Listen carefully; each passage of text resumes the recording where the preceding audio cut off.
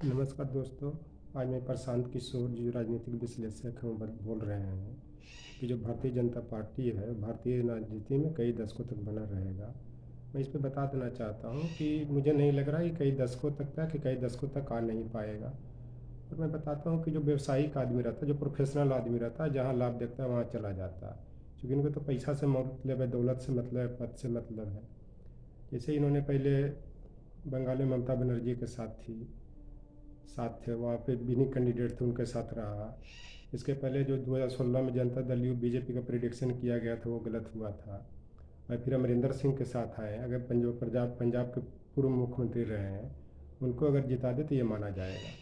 तो इस चीज़ एक चीज़ और मैं बताता हूँ कि अगर इनको लगता है कि मैं बहुत बड़ा राजनीतिक विश्लेषक है, तो इनका आधार क्या है?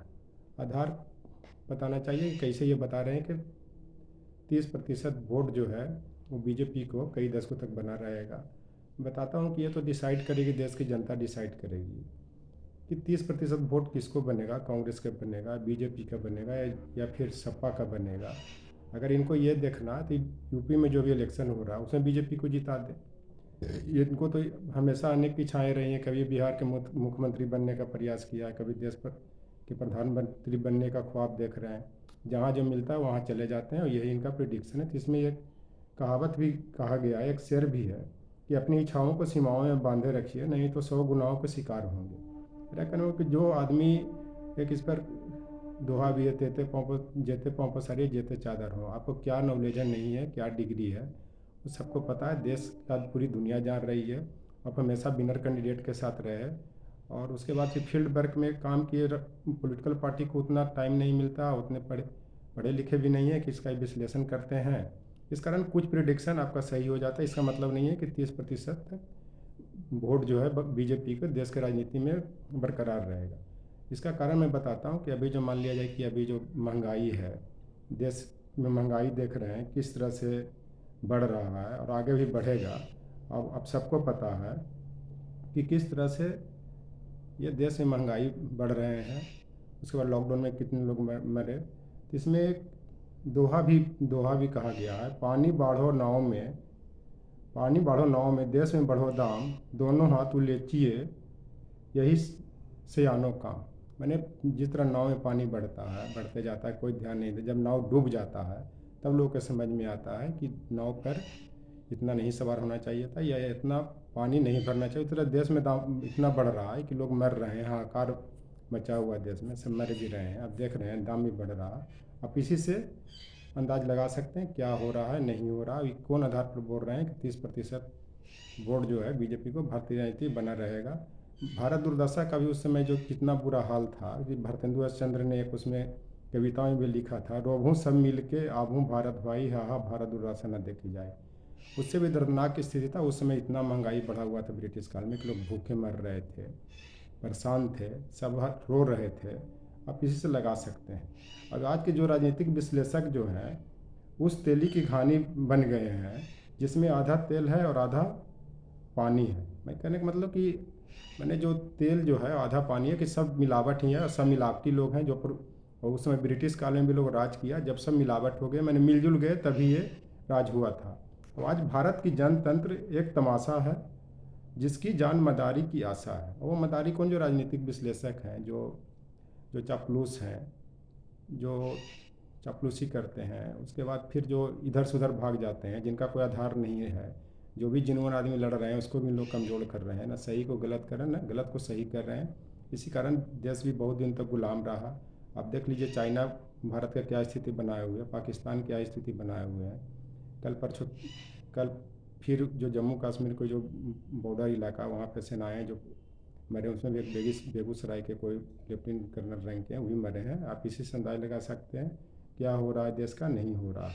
इन लोगों ने लोकतंत्र को ये हालत बना दिया है कि लोकतंत्र को, एक कविता भी लिखा था जो नवगीत के टाइम में आया था, नवगीत जो नई कविता के दौर में आया था, लोकतंत्र को लाठी में जूते की तरह लटकाए चले जा रहे हैं सभी सीना फुलाए। लोकतंत्र का तो ये हाल बना दिया है कि इनको जो एकदम, जैसे